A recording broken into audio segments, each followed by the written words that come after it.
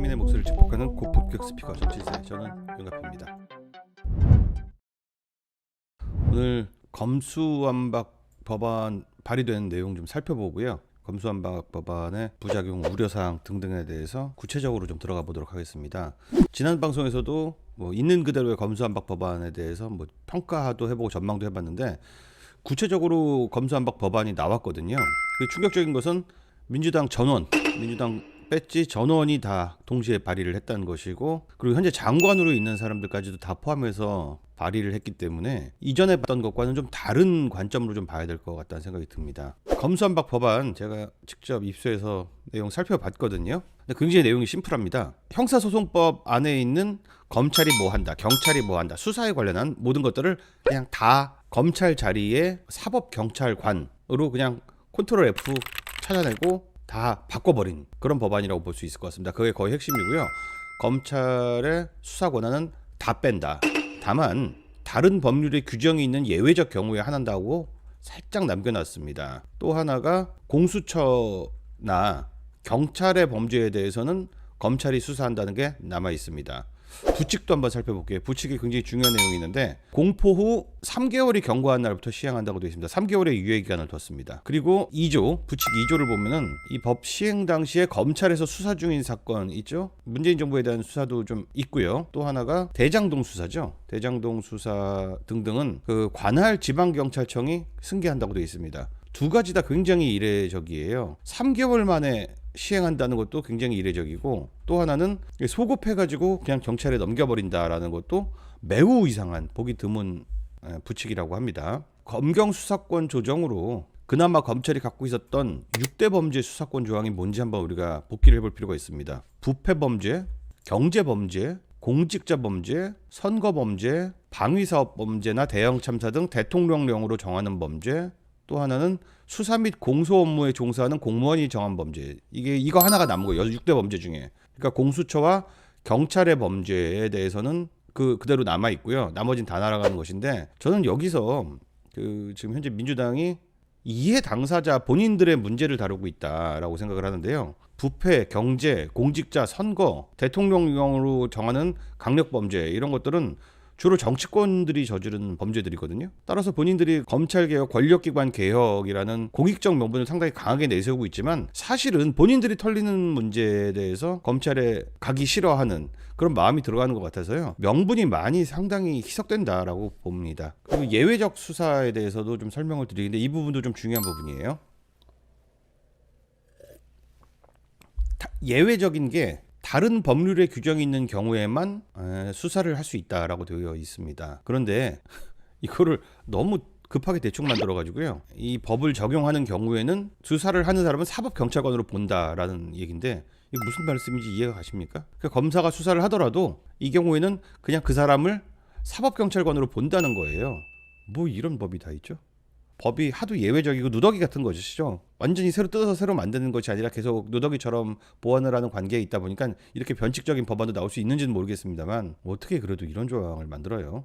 자, 그리고 이전 방송에서 제가 이제 말씀드린 게 뭐냐면은 수사청 문제를 어떻게 할 것인가라는 것이죠. 수사청은 다시 말씀드리지만 작년 6월에 만든다고 해놓고서 안 만들었죠. 그래서 이번 개정안에 나오나 했는데 없습니다. 수사청을 신설하지 않고 그냥 경찰에 다 넘겨버린 거예요. 수사청을 신설하는데 드는 시간이 한 1년 걸린다고 하는데, 그렇다고 법안 자체를 아예 안 만들어놨나? 제 생각에는 그렇습니다. 수사청장을 임명하는 데 있어서 공수처장 임명하는 거랑 비슷한 룰로 만들려면은 여야에서 한 명씩 추천해서 대통령이 임명하게 하는데, 수사청장 임명에 대해서 너무 법리 벗어난 걸 만들지 못하니까 결국은 그러면 윤석열 대통령이 다 임명하게 되는 거 아닌가요? 이 문제가 골 때리니까 일단 밀어놓은 것이 아닌가라는 생각이 들어요. 또 하나는 수사청이 만들어진다 하더라도 이 검사 출신이 못 들어가게 아예 막아버리려면은 여러 가지 고민이 좀 더 필요한 게 아닌가. 그래서 수사청 관련한 법안은 아예 만들지도 못하고 그냥 경찰로 다 넘겨버렸습니다. 자, 이제부터 우리들이 생각할 때는 검찰공화국 만드는 거 두렵다 하더니 경찰공화국 만들려고 하냐, 이런 생각들을 할 수가 있게 되겠거든요. 실제로 지금 법안들을 보면은요, 상당히 우려가 되는 부분들이 많은 게, 이거 이러다가 진짜 경찰공화국 되겠는데? 검찰공화국 나쁩니다. 그러면 경찰공화국은 좋냐? 우리는 경찰공화국이 훨씬 더 무서웠던 것을 역사적으로 우리 DNA에 새겨져 있는 부분들이 있습니다. 일테면 이런 겁니다. 경찰의 수사가 미진할 때 검사가 직접 보완 수사를 해버리는 경우가 있죠. 네 손 떼. 우리가 직접 수사할게. 그리고 경찰이 예를 들어서 이거 저기 기소할 거리가 안 돼요. 불기소 의견으로 송치합니다. 라고 해버리면은 검찰이 어떻게 합니까?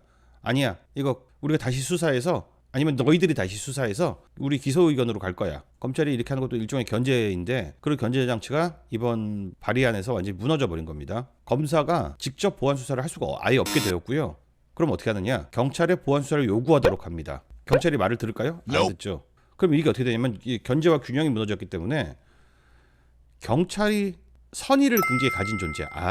검찰에서 저렇게 말하는 거 보니까 우리가 수사 정말 개떡같이 했는 걸 반성해야 되겠는 걸 그럼 우리 오늘부터 제대로 해보자고 라는 경찰이 선의에 가득 찬 존재로 가정하고 만든 법안이 되는 겁니다. 경찰이 그렇게 선의에 가득할까요? 선의에 가득한 개인은 있을 수 있지만 조직 자체가 선의에 가득할 수 있을까요? 결국은 이거는 경찰이 검찰을 컨트롤하게 된 셈이고요.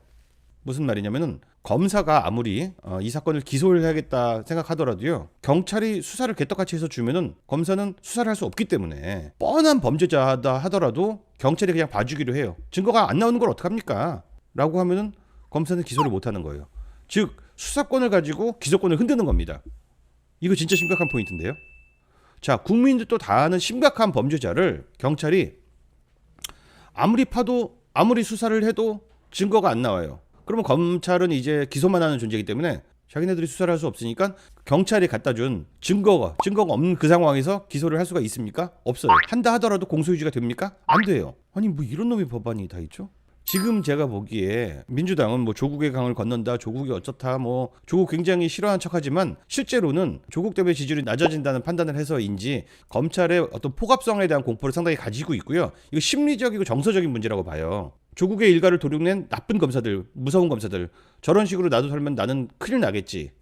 그러니까 차라리 경찰이 나아라는 집단적인 착각, 집단적인 어떤 위축된 심리, 이걸 반영하는 게 아닌가 싶습니다. 견제와 균형이라는 민주주의의 기본 장치는 완전히 사라져 버린 겁니다. 어처구니가 없는 상황이에요 지금. 또 하나가 이 부분이 있는데 경찰이 법을 어기면서 수사를 해요. 인권 침해를 합니다. 또 수사권 남용을 합니다. 제가 말씀드리는 법령 위반, 인권 침해, 현저한 수사권 남용. 예를 들어서 한번 얘기해 볼게요. 경찰이 정말 인권 침해를 하고 법을 위반하면서 수사를 했고 수사권을 남용했을 때 검찰이 시정해라 라고 말은 할 수는 있는데, 예전에는 어땠냐면은 검사가 경찰이 시정 요구를 했는데도 말을 안 들어. 그러면은 사건을 인계받는 규정이 있었습니다. 그 사건 검찰로 넘겨라고 하는 규정이 있었는데 그것도 없어졌어요. 검찰과 경찰의 관계가 무너졌기 때문에 그 검찰총장 못 등장하죠, 이 사건에서. 그럼 법무부 장관이 이거 통제할 수 있나요? 법무부 장관은 누구를 통제할 수 있냐면은 검찰만 통제할 수 있잖아요. 그것도 무너졌어요. 그럼 이거는 뭡니까? 경찰공화국이죠.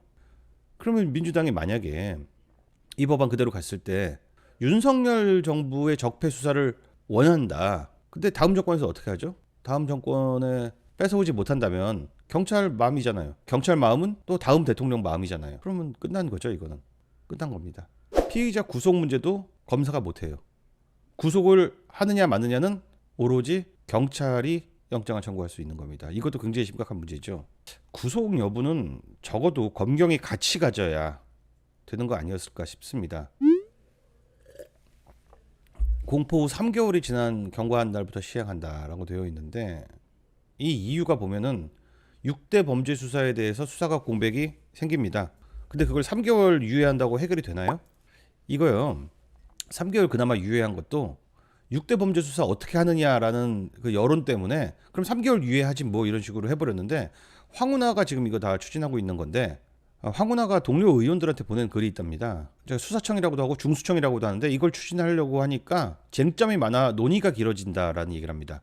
어떻게든 자기들한테 유리하게 하려고 보니까 생각할 게 많은 거예요. 그동안 놀았잖아요. 자기들은 무조건 5월 9일 이전에 이걸 처리해야지 문재인 대통령이 그나마 거부권 행사 안 하신다라는 얘기죠. 그러니까 일단 급한 대로 검찰 수사만 빼고 일단 이거는 3개월로 퉁치자. 3개월 유한으로 퉁치자라고 한 겁니다.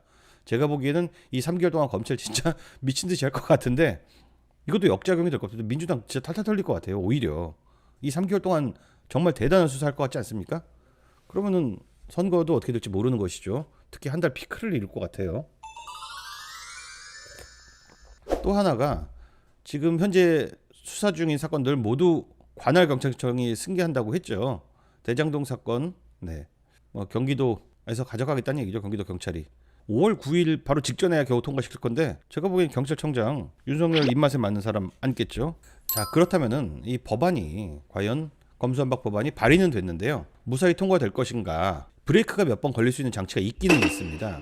첫 번째가요. 민주당 172명 현직 장관들까지 다 뛰어들어서 지금 발의에 뛰어들었는데 이 정도 되면은요. 민주당 전체가 한 명도 안 빼고 이재명 지키기다라고 보는 건 무리가 있습니다. 객관적으로 봐서. 구성원 전체를 묶는 명분이 하나 있을 거예요.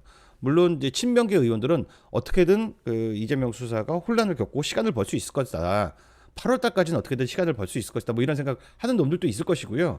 나머지 민주당 국회의원들 전원이 다 이재명 봐주려고 이러지는 않을 것 같은데요. 일단 명분을 보면은요. 권력기관에 대한 국민 신뢰를 회복한다라는 게 이제 발의의 명분이고요. 근데 그건 뺍시다. 실제로 진심으로 가지고 있는 마음은 검찰에 대한 공포가 제일 크겠고요. 그 다음에 문재인 정부의 검찰개혁 퇴행이 이루어질 것 같다.